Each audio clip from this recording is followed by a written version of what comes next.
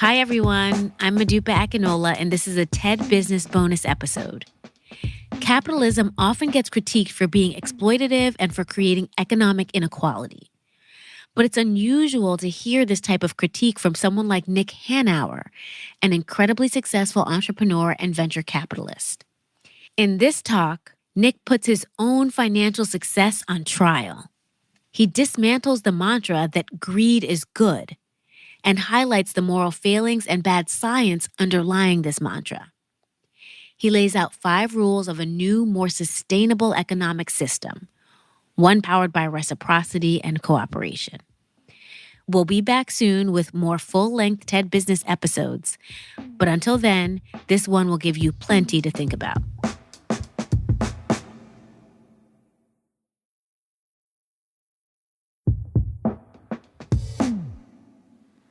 I am a capitalist.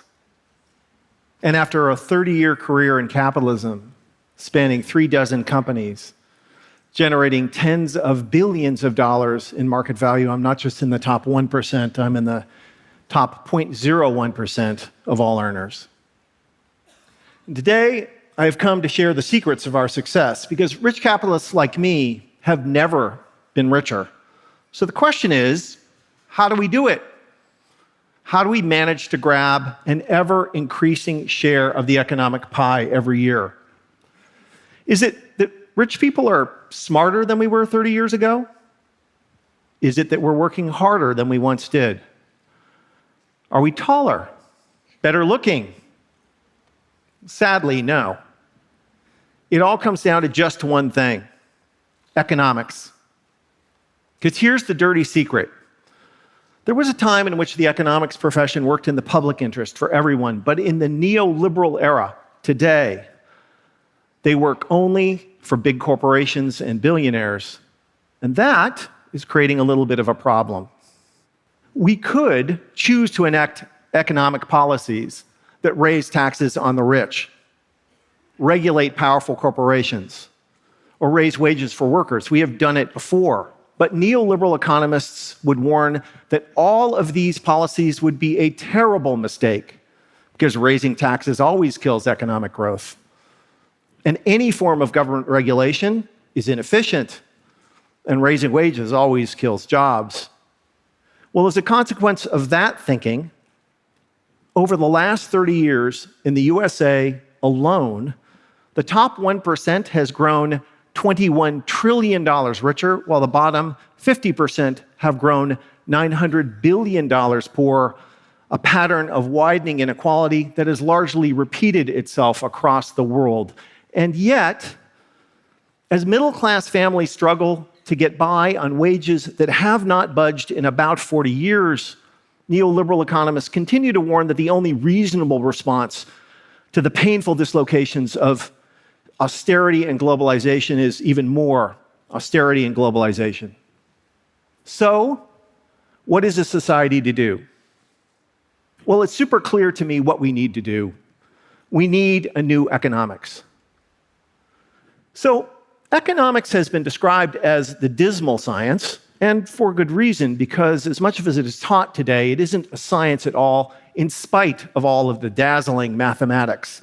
In fact, a growing number of academics and practitioners have concluded that neoliberal economic theory is dangerously wrong, and that today's growing crises of rising inequality and growing political instability are the direct result of decades of bad economic theory.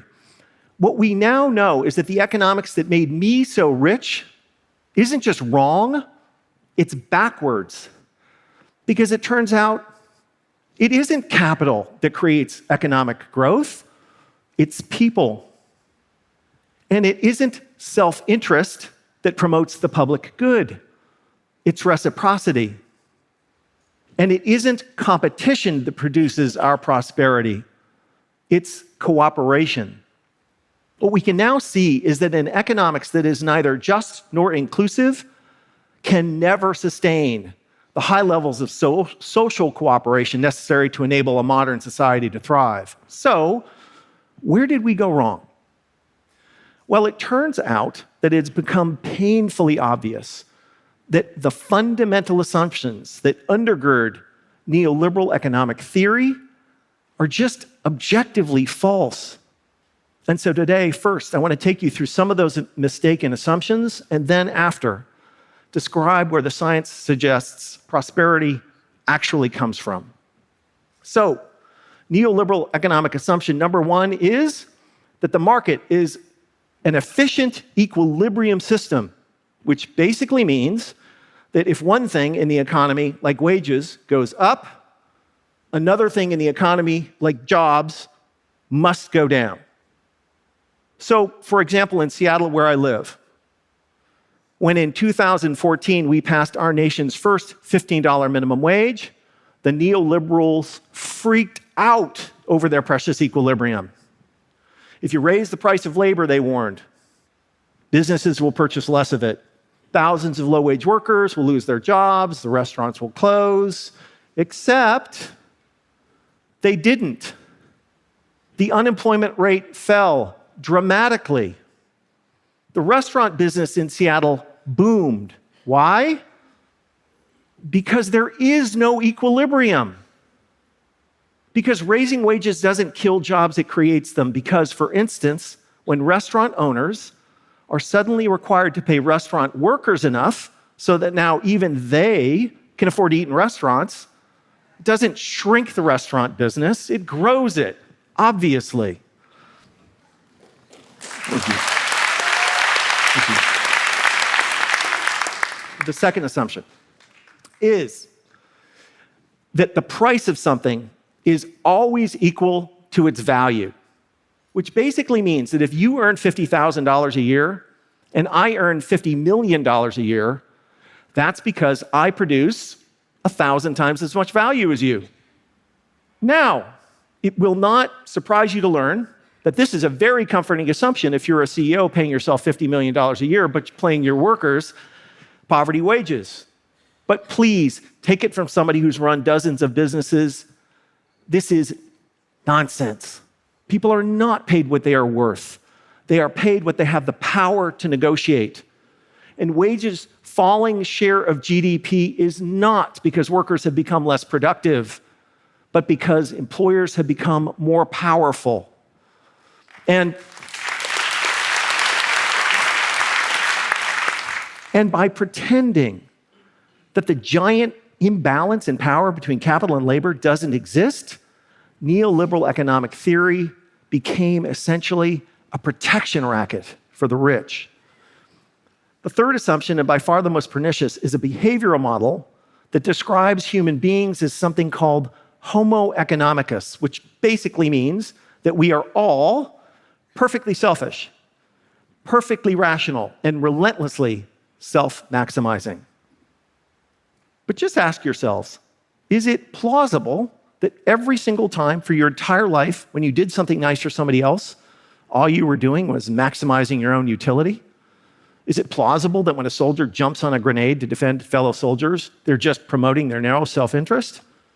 If you think that's nuts, contrary to any reasonable moral intuition, that's because it is, and according to the latest science, not true. But it is this behavioral model, which is at the cold, cruel heart of neoliberal economics, and it is as morally corrosive as it is scientifically wrong, because if we accept at face value that humans are fundamentally selfish, and then we look around the world at all of the unambiguous prosperity in it, then it follows logically. Then it must be true by definition that billions of individual acts of selfishness magically transubstantiate into prosperity and the common good. If we humans are merely selfish maximizers, then selfishness is the cause of our prosperity. Under this economic logic, greed is good. Widening inequality is efficient, and the only purpose of the corporation can be to enrich shareholders, because to do otherwise would be to slow economic growth and harm the economy overall. And it is this gospel of selfishness which forms the ideological cornerstone of neoliberal economics, a way of thinking which has produced economic policies which have enabled me and my rich buddies in the top 1% to grab virtually all of the benefits of growth over the last 40 years.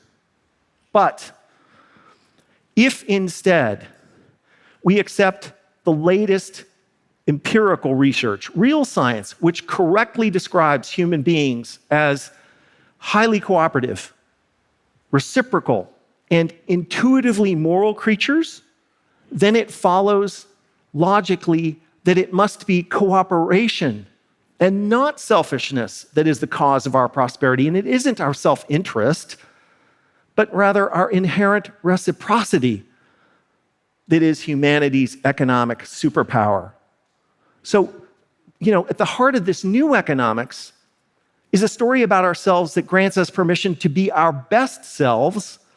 And unlike the old economics, this is a story that is virtuous and also has the virtue of being true. Now, I want to emphasize that this new economics is not something I have personally imagined or invented. Its theories and models are being developed and refined in universities around the world, building on some of the best new research in economics, complexity theory, evolutionary theory, psychology, anthropology, and other disciplines. And although this new economics does not yet have its own textbook or even a commonly agreed upon name, in broad strokes, its explanation of where prosperity comes from goes something like this. So, market capitalism is an evolutionary system in which prosperity emerges through a positive feedback loop between increasing amounts of innovation and increasing amounts of consumer demand. Innovation is the process by which we solve human problems. Consumer demand is the mechanism through which the market selects for useful innovations. And as we solve more problems, we become more prosperous. But as we become more prosperous, our problems and solutions become more complex. And this increasing technical complexity requires ever higher levels of social and economic cooperation in order to produce the more highly specialized products that define a modern economy. Now, the old economics is correct, of course, that competition plays a crucial role in how markets work. But what it fails to see is that it is largely a competition between highly cooperative groups, competition between firms, competition between networks of firms, competition between nations. And anyone who's ever run a successful business knows that building a cooperative team by including the talents of everyone is almost always a better strategy than just a bunch of selfish jerks. So, how do we leave neoliberalism behind and build a more sustainable, more prosperous, and more equitable society? The new economics suggests just 5 rules of thumb. First is that successful economies are not jungles, they're gardens, which is to say that markets, like gardens, must be tended. That the market is the greatest social technology ever invented for solving human problems, but unconstrained by social norms or democratic regulation, markets inevitably create more problems than they solve. Climate change, the great financial crisis of 2008 are 2 easy examples. The second rule is that inclusion creates economic growth.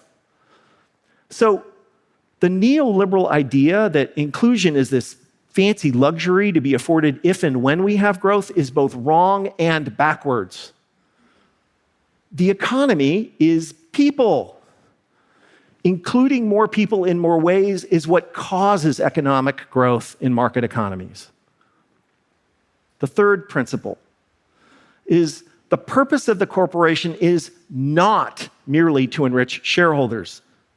The greatest grift in contemporary economic life is the neoliberal idea that the only purpose of the corporation and the only responsibility of executives is to enrich themselves and shareholders. The new economics must and can insist that the purpose of the corporation is to improve the welfare of all stakeholders, customers, workers, community, and shareholders alike. Rule 4. Greed is not good. Being rapacious doesn't make you a capitalist. It makes you a sociopath.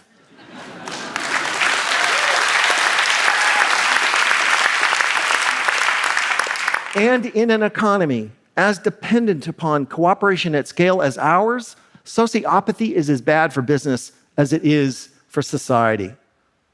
And fifth and finally, unlike the laws of physics, the laws of economics are a choice. Now, neoliberal economic theory has sold itself to you as unchangeable, natural law, when in fact, it's social norms and constructed narratives based on pseudoscience. If we truly want a more equitable, more prosperous, and more sustainable economy, if we want high-functioning democracies and civil society, we must have a new economics. And here's the good news. If we want a new economics, all we have to do is choose to have it. Thank you.